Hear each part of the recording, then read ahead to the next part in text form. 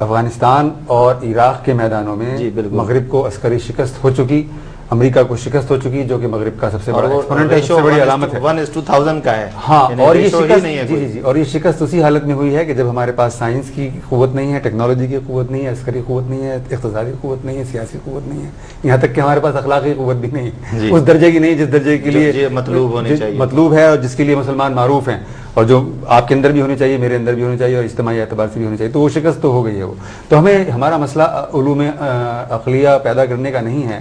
ہمارا مسئلہ یہ ہے کہ ہم اگر علوم نقلیہ پر بلیو کرتے ہیں تو علوم نقلیہ سے ہم اپنا کوئی زندہ تعلق پیدا کر لیں، جو کہ زندہ تعلق ہمارا نہیں رہا.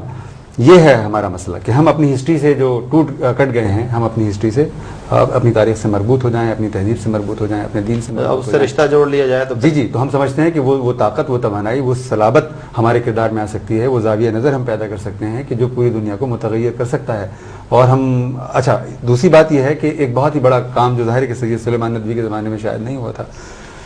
دیکھیے، کوئی اس کو یہ اچھی بات ہو کسی کے نزدیک یا بری بات ہو، لیکن یہ بہرحال طے ہے کہ ہمارے ذہنوں پر مغرب کی فوقیت کا اثر تھا. ہم ان کو اپنے آپ سے برتر سمجھتے تھے. ہم سمجھتے تھے کہ ان کے پاس جمہوریت ہے، ان کے پاس بہتر سیاسی نظام ہے، ان کے پاس سائنس ہے، ٹیکنالوجی ہے، وہ انسانی ہیومن رائٹس کے تصور پر بلیو کرتے ہیں، وہ زیادہ مہذب ہیں. لیکن جو گزشتہ 50 سال کا تجربہ ہے، اور جو بالخصوص گزشتہ 20 سال کا تجربہ ہے، جس کو آپ خلیجی جنگ، پہلی جنگ سے لے کر اب تک کا زمانہ کہتے ہیں، وہ اتنا ہولناک تجربہ ہے کہ مغرب نے اپنی وہ تمام صورتیں، وہ تمام اقدار، اپنی تمام بنائی ہوئی اقدار کو اس نے پامال کر دیا. اور اس کی جو برتری کا وہ احساس تھا جو ہمارے دلوں میں چور بن کر بیٹھا ہوا تھا، وہ مسلمانوں کی بہت بڑی تعداد کے ذہنوں سے، دلوں سے، قلوب سے نکل گیا ہے.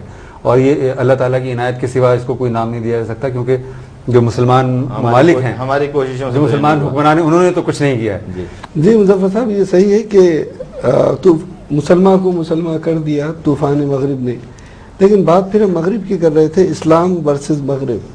تو مغرب ایک جیوگرافیکل اینٹیٹی یا پولیٹیکل اینٹیٹی ہے، یا ہم کسی نظام کی بات کرتے ہیں جب مغرب کے بارے میں بات کرتے ہیں؟ تو یہ ڈیفائن ہونا چاہیے. دیکھیے، بالکل کپلنگ نے کہا تھا مشرق مشرق ہے اور مغرب مغرب ہے، اور دونوں کا ملنا ناممکن ہے.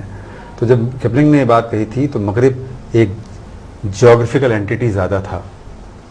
لیکن اب ہم جب یہ بیٹھ کر بات کر رہے ہیں تو مغرب اب جیوگرافیکل اینٹیٹی کم ہے، یعنی ایک جغرافیائی وحدت کم ہے، جغرافیائی علامت کم ہے، ایک ذہنیت زیادہ ہے. اور اس کا کوئی تعلق نہیں ہے کہ وہ اس کو آپ چاہیں تو جغرافیائی اعتبار سے بھی لوکیٹ کر سکتے ہیں، لیکن اب ضروری نہیں کہ مغرب میں پایا جائے. وہ آپ کے گھر میں بھی ہو سکتا ہے، میرے گھر میں بھی ہو سکتا ہے، ہمارے ان ملکوں میں بھی ہو سکتا ہے جن کو آپ ایشیائی یا مشرقی ممالک کہتے ہیں، اور علامتیں ہیں. فاروق صاحب، یہ اگر آپ پھر اس کو یہ نام دیں گے کہ ایک طرز عمل کا نام ہے تو یہ زیادہ ایبسٹریکٹ ہو جاتا ہے. نہیں، زاویہ نظر ہے. جی، زاویہ نظر ہے. زندگی کو، کائنات کو دیکھنے کا ایک زاویہ نظر ہے، جس کو آپ سرتاپا مادی زاویہ نظر، جیسے کہ آپ کہتے ہیں کہ آپ خدا کے ماننے والے ہیں، آپ کا ایمان ہے کہ رسالت کا ایک سلسلہ ہے اور رسول اکرم صلی اللہ علیہ وسلم اس سلسلے کے آخری نبی ہیں. آپ صلی اللہ علیہ وسلم پر، تمام انبیاء پر وحی آئی ہے، وحی کے ذریعے سے اللہ تعالیٰ نے انسانوں کو ہدایت دی ہے. یہ آپ کی ایمان کا حصہ ہے، عقائد کا حصہ ہے. اسی طرح مغرب کے بھی کچھ عقائد ہیں. ان عقائد میں سر فہرست بات یہ ہے کہ مادہ جو ہے، جس کو آپ لبرل سیکولر ویسٹ کہتے ہیں، اس کے یہاں مادہ فی نفسہ ہی خدا کا قائم مقام ہے، یا خدا کی طرح سے وہ اس کو پوچھتے ہیں کہ وہ اس سے وہی خصائص یا وہی خصوصیات وابستہ کرتے ہیں جو خدا کے ساتھ آپ اور میں کرتے ہیں. اور اس کی بنیاد پر مسئلہ محض مادی کے ایک تصور ہونے کا نہیں ہے. مادی تصور کو انہوں نے سسٹمیٹائز کر دیا ہے، یعنی ایک نظام بنا دیا. ساری دنیا وہ جو گھوم رہی ہے وہ اس مادیت کے گرد اسی لیے گھوم رہی ہے کہ وہ اس کے پیچھے ان کا یہ فلسفہ ہے. جی، اس کو سسٹمیٹائز کر دینا کمال کی بات ہے نا، کہ اس کو انہوں نے جو ہرس تھی، جو ہوا تھی، اس کو انہوں نے، یعنی ہرس و ہوا کا تصور تو نیا نہیں ہے. انسان اتنا ہی پرانا جتنا کہ انسان ہے. حابیل اور قابیل کے قصے میں بھی ہرس و ہوا ہی تو ہے، لیکن وہ سسٹمیٹائز نہیں تھا. وہ مغرب نے اس کو سسٹمیٹائز کر دیا، ایک نظام بنا دیا. علاقائی نظام نہیں، عالمگیر نظام بنا دیا. اور پوری دنیا اس عالمگیر نظام کے نرغے میں ہے. اور وہ نظام جس طرح کے مذہب کے فریم میں آپ خدا کی پوزیشن متعین کرتے ہیں، یہ ساری چیزیں خدا سے گورن ہوتی ہیں.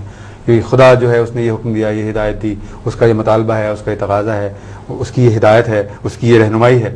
بالکل اسی طرح مغرب کا پیدا کیا ہوا نظام نعوذ باللہ خدا کی طرح پوری دنیا کو ڈکٹیٹ کر رہا ہے، اس کو بتا رہا ہے اس درجے تک بتا رہا ہے کہ آپ کی خواہش کیا ہونی چاہیے اور کیا نہیں یعنی ہونی ہم بھی تلاش کرنے لگتے ہیں کہ اسلام میں جمہوریت کتنی ہونی چاہیے کتنی نہیں ہونی چاہیے. تو یہ جو ایک چیز ہے کہ ہم اس چیز کو اسلام میں تلاش کرنے لگتے ہیں جی، ہر جو انہوں نے ایک نہیں، یہ بڑی دلچسپ بات ہو رہی تھی. آپ مغرب کے نظام کی بات کر رہے ہیں تو مطلب یہ ہے کہ آپ کا جس طرح خدا کے ساتھ کوئی شرک ہو سکتا ہے تو کیا اس نظام میں کوئی اس کا بھی مشرک ہو سکتا ہے؟ جی کیوں نہیں، یہی تو مسئلہ ہے جو اسلام کی مغرب سے تعلق کی موجودہ صورت ہے. یہی تو مسئلہ ہے کہ اس روئے زمین پر مسلمانوں کے سوا کوئی امت نہیں ہے جس نے اس پورے اس نظام کی خدائی کو چیلنج کیا ہو. دیکھیے دنیا میں اتنا بڑا مذہب موجود ہے جس کو آپ ہندوازم کہتے ہیں. آپ کے پڑوسی میں 80 کروڑ کی تعداد میں ہندو آباد ہیں، لیکن آپ کسی ہندو سے پوچھ لیجئے آپ کہ بھئی کیا تم واقعی ویدوں کے تصور کے مطابق اپنی ریاست بنانا چاہتے ہو یا مہابھارت اور گیتا کے مطابق تم اپنی ریاست بنانا چاہتے ہو؟ تو میرا خیال ہے کہ ان کی عظیم اکثریت کا جواب ہوگا کہ نہیں، ایسا نہیں ہے. آپ سمجھتے ہیں بی جے پی کو بہت سے لوگ سمجھتے ہیں کہ وہ کوئی ریلیجس پارٹی ہے. میرا اس کے بارے میں بہت مختلف خیال ہے. میں بھارتیہ جنتا پارٹی کو سیکولرزم کا ایک نیا مینیفیسٹیشن سمجھتا ہوں، ایک ایسا مینیفیسٹیشن کہ جس نے مذہب کا لبادہ اڑا ہوا ہے اور اس کو مذہب اپنا صرف اس وقت یاد آتا ہے جب اس کو مسلمانوں کو ضرر پہنچانا ہوتا ہے. ادروائز اس کو اپنا مذہب یاد نہیں آتا. اگر آپ ان کے کسی قیادت کے کسی مرکزی رہنما سے بھی پوچھیں کہ کیا آپ واقعی ویدوں کے مطابق ہندوستان کی تعمیر کرنا چاہتے ہیں تو ان کا جواب مجھے یقین ہے کہ نفی میں ہوگا. تو انہوں نے ہندوازم کی اپنی ایک مبادیات ہیں، ان کے کچھ اصول ہیں، ان کا ایک زاویہ نظر ہے زندگی کو کائنات کو دیکھنے کا، لیکن انہوں نے ایک مذہبی اینٹیٹی کی حیثیت سے ہندوازم پر اصرار ترک کر دیا اور مغربی فریم کو انہوں نے قبول کر لیا کہ بھئی یہی فریم ہو سکتا ہے. آپ یہودیوں کی بات کریں، یہودیت ایک مذہب ہے، آپ ان کو اہل کتاب مانتے ہیں، لیکن یہودیت نے اپنا جو دعویٰ ہے مذہبی دعویٰ ہے اس کو ترک کر دیا. اور جس کو آپ اسرائیل کہتے ہیں، ہمارے یہاں بہت معروف بات ہے کہ اسرائیل جو ہے وہ کوئی نظریاتی ریاست ہے. وہ نظریاتی ریاست نہ تھا، نہ ہے، نہ ہو سکتا ہے. وہ سازش کے نتیجے میں وجود میں آنے والی ایک ریاست ہے، مسلط کردہ ایک جی. اور اس کا جو آئین ہے وہ سیکولر ہے. اسرائیل کا جو آئین ہے سیکولر ہے. اگر آپ کرسچینٹی کی بات کرتے ہیں تو ابھی میں نے ابھی ذکر کر رہا تھا آپ کے سامنے کہ خود مغرب میں، یورپ میں کرسچینٹی کا کوئی مستقبل نہیں ہے، اور اگر ایشیا میں بھی اس کا مستقبل ہے تو وہ پیسے کی قوت کے ذریعے سے لوگوں کو کنورٹ کر رہے ہیں. صحیح ہے. تو اور یا آپ کرسچینٹی کی تاریخ ماڈرن یعنی جو ویسٹ کہتے ہیں اس کے ساتھ اگر آپ دیکھیں تو وہ کمپرومائزنگ، ایک کے بعد دوسرا کمپرومائز، تیسرا کمپرومائز، چوتھا کمپرومائز کرتے کرتے وہ یہاں تک آ گئے ہیں کہ انہوں نے مذہب کو اپنے مذہب سیاسی فریم سے بالکل نکال کر باہر کھڑا کر دیا. ٹھیک ہے. تو انہوں نے بھی سرنڈر کر دیا ماڈرنٹی کے سامنے.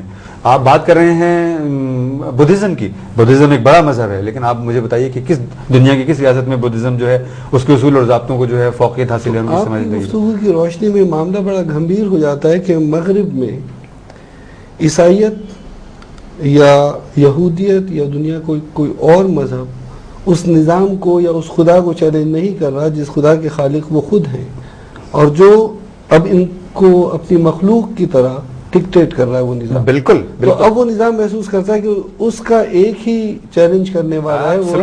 اگر آپ کو یاد ہوگا اس کی ہمارے سلسلے پروگراموں کے سلسلے کے بالکل پہلے پروگرام میں مفتی منیب الرحمان آئے تھے اور انہوں نے کوٹ کیا تھا کہ جب میں امریکہ گیا تو میں نے کہا کہ تم لوگوں کا جو تصور ہے مذہب کا اس کے حساب سے تم نے خدا کو ایک ایسی عمارت میں محدود کر دیا ہے جس کا نام چرچ ہے، اور وہ کچھ عبادات اور کچھ چیزوں کو دیکھ کے خوش ہو جاتا ہے، باقی سارے کام تم لوگوں نے الگ کر لیے ہیں. تو بالکل اسی طرح اب جو ہے دنیا میں مسلمانوں کو بھی یا ساری دنیا کو پابند کیا جا رہا ہے کہ اپنے اپنے خداؤں کو مسجدوں تک محدود رکھو اور اس نظام کو نافذ کرو جو ہم نے تمہیں دیا ہے. جی میں ہماری گفتگو یعنی ہمارا وقت بہت تیزی کے ساتھ ختم ہو رہا ہے، اور ظاہر بات ہے کہ یہ 1400 سال 1500 سال بلکہ اور پہلے سے یہ مسائل پیدا شدہ اور ہیں، حل طلب بھی ہیں. ابھی آپ نے حوالہ دیا کہ جو مغرب نے اپنے ہی ہاتھوں سے اپنی اقدار کو، تو مائیکل مین نے جو اپنی کتاب میں لکھا دی ڈارک سائیڈ آف ڈیموکریسی میں کہ صرف 50 سال کے عرصے میں نوآبادیات جو امریکہ جو گئے تھے انہوں نے 9 کروڑ سیاہ فاموں کو قتل کیا. صرف 50 سال کے اندر 9 کروڑ سیاہ فاموں کا قتل. اگر ہم یعنی اسی طرح کی اور چیزوں کو بھی تاریخ سے لائیں اور اپنے لوگوں کو بتائیں. سوسن سونٹیگ ہیں، انہوں نے کہا کہ امریکہ وہ ملک ہے. سوسن سونٹیگ امریکہ کی بہت معروف انٹلیکچوئل تھی. انہوں نے کہا کہ امریکہ تو کھڑا ہی جینوسائیڈ کے. جی بالکل اس کی بنیاد پر کھڑا ہے. تو اگر ہم لوگوں کو یہ بات بتائیں تو میرا خیال ہے کہ بہت ساری چیزیں ہمیں اپنے لوگوں کو بتانے کے لیے بھی ہوں گی اور ہمارے مسلمانوں کے اندر ہمت بھی پیدا کرے گی. ناظرین، ہمارا پروگرام میں یہاں گفتگو رہی اسلام اور مغرب کے حوالے سے. یقیناً تشنگی رہی ہوگی، آپ کو محسوس ہوا ہوگا کہ بہت سارے سوالات حل طلب ہیں، لیکن ہم کوشش کریں گے کہ اپنے انہی ماہرین کے ساتھ اور اپنے احباب کے ساتھ مل کر آپ کے سوالات کے جوابات تلاش کریں. مختلف موضوعات کے ساتھ اسلام اور مغرب کے ساتھ ساتھ اسی کانٹیکسٹ میں ہم تہذیبی تصادم کے حوالے سے اور مسلمانوں کے ورثے اور مسلمانوں کی قوت کے حوالے سے بھی بات کریں گے. آئندہ آنے والے پروگراموں میں بھی ہم انشاءاللہ انہی موضوعات کو ساتھ رکھیں گے. اور اگر آپ لوگوں کے ذہنوں میں کوئی سوالات ہوں تو ہمارا جو ای میل ایڈریس ہے جو آپ اسکرین پر دیکھتے رہتے ہیں درمیان میں، اس پر ہم سے رابطہ کریں اور اپنے سوالات کے جوابات حاصل کرنے کی کوشش کریں. ہم بھی کوشش کریں گے کہ آپ کو اپنے طرف سے بہتر جواب دے سکیں. اس کے ساتھ ہی ہمارے پروگرام کا وقت ختم ہوا. شاہ نواز فاروقی صاحب، اختر حسن صاحب کو اور اپنے میزبان مظفر اعجاز کو اجازت دیجیے. السلام علیکم.